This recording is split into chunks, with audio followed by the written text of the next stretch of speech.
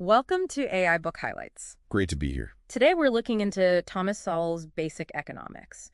It's a book lots of people point to for, understanding how economies really work. That's right. And we got a request from you asking for a clearer take on the big economic ideas, but without all the heavy jargon. Yeah, economics can get pretty dense. So that's our mission today. Unpack some key concepts from Sowell's work. Absolutely. So this look at basic economics, we'll pull out, let's say, 5 core ideas. Okay. First, scarcity, which sounds simple but is often misunderstood. Then the role of prices and costs, really crucial stuff. Right. Third, what happens with price controls. We'll use rent control as a big example there. Then fourth, the problems you run into with central planning and setting prices artificially. Okay, makes sense. And finally, why profits and losses aren't just about business, but are like essential signals for the whole economy. We'll use plenty of Sowell's examples to make it stick. Perfect. Okay, let's start with scarcity then. It feels fundamental, yeah. But sometimes people just think it means not having enough money. Exactly. And so we'll really broaden that out. It's simply the basic fact that, well, we all want more than there are resources available to provide. Unlimited wants, limited resources. Always. He uses that New York Times example, right, about middle-class families with a swimming pool. Yeah, that's a great illustration. Even people who seem comfortable, financially secure, they still have unfulfilled desires, anxieties, things they can't afford. So it shows scarcity isn't just about poverty. Not at all. It's universal. It affects everyone, every society. No matter how rich a country is overall, there are always trade-offs to be made because we can't have everything. And Sowell makes the point that this applies to any system, right? Capitalist, socialist, whatever. Precisely. Those systems, capitalism, socialism, feudalism, you name it.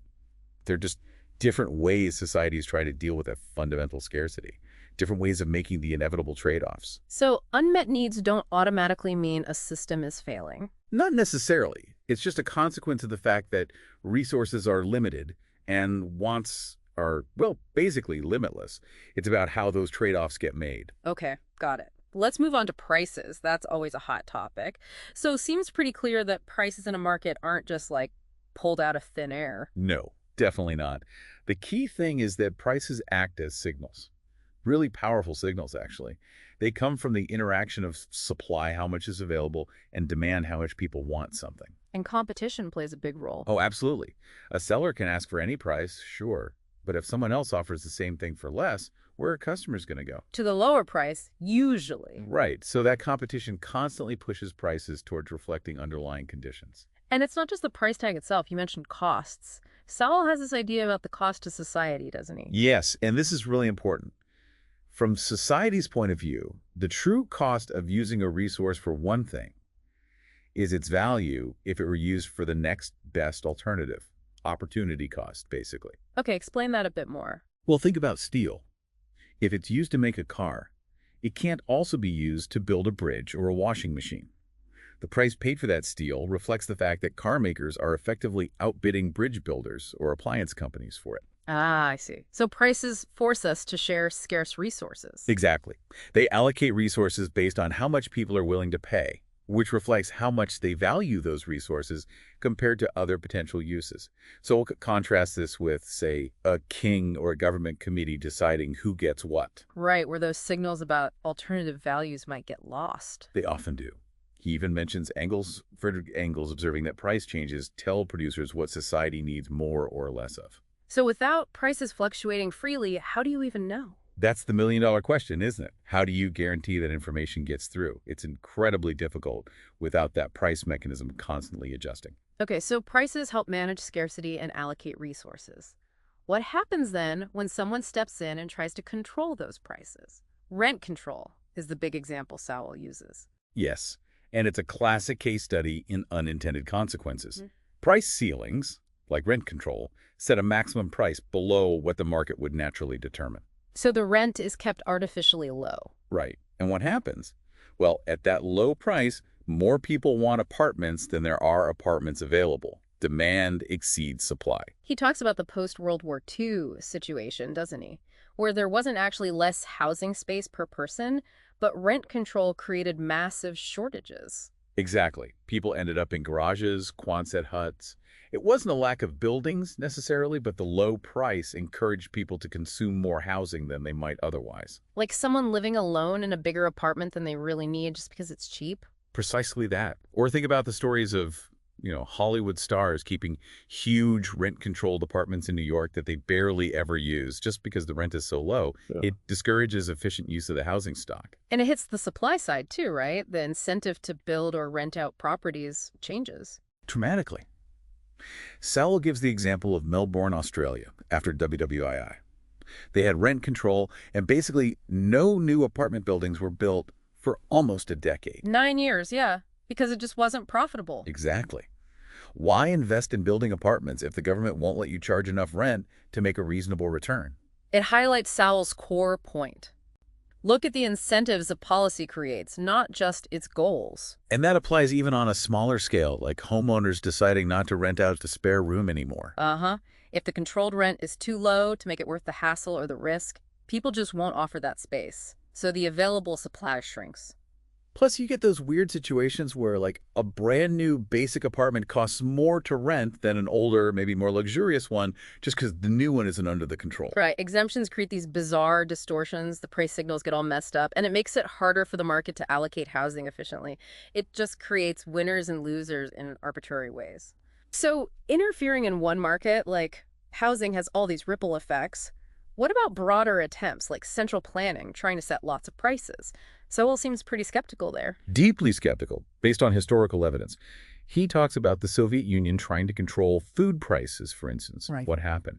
Shortages, long lines, and crucially, a huge black market. Even with severe penalties for participating. Absolutely. He mentions this 150 ruble decree. Basically, the standard bribe people paid police just to move price-controlled food around. It shows how powerful those underlying economic forces are. They find a way, even illegally. And it's not just communist states, right? He mentions healthcare, too. Yes, he discusses systems like Britain's government-controlled healthcare. Yeah. When prices are controlled or non-existent for services, you inevitably get rationing by other means, waiting lists, prioritization decisions. Like the example of maybe prioritizing something less urgent over a delayed cancer surgery. Well, those are the incredibly difficult choices that arise when you don't have prices guiding resource allocation. How do you decide who gets treated first, or what procedures get funded, without those signals of relative value and scarcity?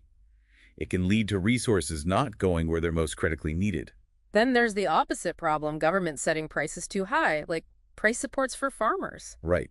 So Growell points to India having these massive surpluses of wheat and rice piling up in government storage, thanks to high price supports, even while many people in the country were hungry. That seems completely backwards. It's a massive waste of resources. Yeah. The artificially high price encourages overproduction, and the government ends up buying and storing food that isn't getting to people who need it because they can't afford the supported price, or the distribution system isn't there. And the extreme case he mentions is Zimbabwe.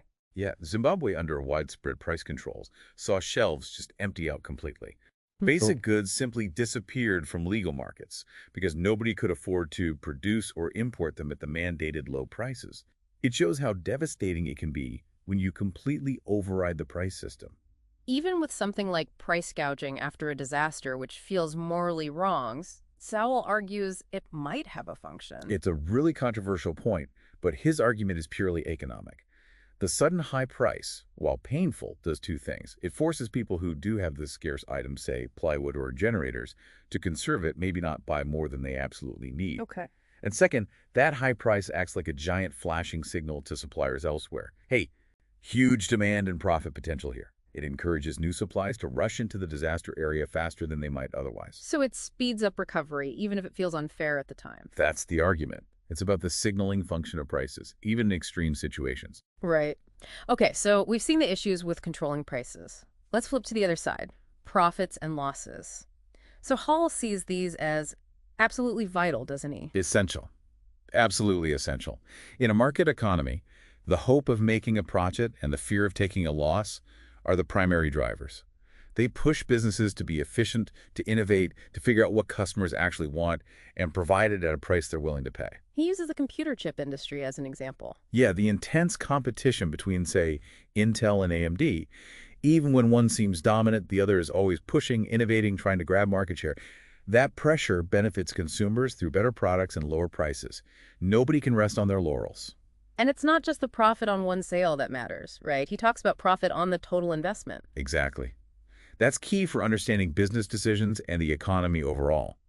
What matters to an investor, or someone deciding whether to stay in a business, is the return they get on all the capital they've tied up in it. Like the piano store versus the supermarket example. Perfect example. A piano store sells maybe a few pianos a week. A supermarket sells thousands of items daily. The piano store needs a much higher percentage markup on each piano Than the supermarket needs on a loaf of bread. to achieve a similar overall annual rate of profit on the money invested in inventory, buildings, staff, everything. It depends on the turnover rate. It's actually surprising when he points out how low the average profit margin on sales can be for big companies, like a penny on the dollar. Yeah, he cited that for Fortune 500 companies back in 2002. It really counters the common idea that corporations are making huge profits on every single thing they sell. The overall return on investment is the more meaningful figure. And what about losses? They sound bad, but Sal says they're important too. Crucial. Losses are the market's way of saying what you're doing isn't working. They weed out inefficient businesses or companies making things people don't want anymore. So they force change. Exactly. Losses free up resources, workers, capital, materials that can then be shifted to more productive uses. Yeah. Businesses that are meeting consumer demands efficiently. It's painful for those involved, no doubt, but it's essential for economic progress and dynamism. He even mentioned Lenin eventually realizing they needed capitalist managers. Yeah, a belated recognition that running things efficiently, responding to needs, minimizing waste that requires certain skills and incentives that the Soviet system initially lacked. The profit and loss system, for all its flaws, provides that powerful feedback mechanism. Okay, so we've covered scarcity, prices, price controls, central planning, and profit loss. Pulling it together, what are maybe 3 key actionable takeaways for our listeners thinking about economics? Okay, first one I'd say is, think beyond the immediate intentions. When you hear about a policy or look at a business practice, don't just focus on the stated goal. Ask, what incentives does this actually create? What are the likely knock-on effects, the unintended consequences down the line? Like with rent control, the goal is affordable housing, but the incentive created can actually reduce the housing supply. Precisely. Always look at the incentives. Got it. What's takeaway number 2? Recognize that prices aren't just numbers. They're packed with information. They signal scarcity. They reflect demand. They tell you something about the value society places on using resources one way versus another. So pay attention to what prices are telling you about the underlying economics. Yes. Try to read the signals. They offer a window into complex realities. Makes sense. And the third takeaway? Appreciate the role of competition. It can seem relentless, even brutal sometimes. But competition between businesses for customers and for investment funds is what really drives efficiency, innovation, lower costs, and better service. Even big, successful companies face that pressure. Constantly. In a dynamic market, nobody is safe forever. Yeah. That pressure forces them to keep improving, which ultimately benefits consumers. Okay, those are 3 really solid takeaways. Hopefully, this discussion has helped give you, our listeners, a clearer, more grounded view on these core ideas from Sowell's Basic Economics. Yeah, understanding scarcity, how prices work, the pitfalls of controls, and the function of profit and loss, it really does equip you better to analyze economic news and policies. You can start to see the underlying forces at play. Exactly. So if you found these insights interesting and you want to go deeper, and there's a lot more in the book, we definitely recommend checking out Thomas Sowell's Basic Economics. It's very readable, very clear. We've put a link in the description below to make it easy for you to find. Great. Well, thank you for joining us on AI Book Highlights. Thanks for listening.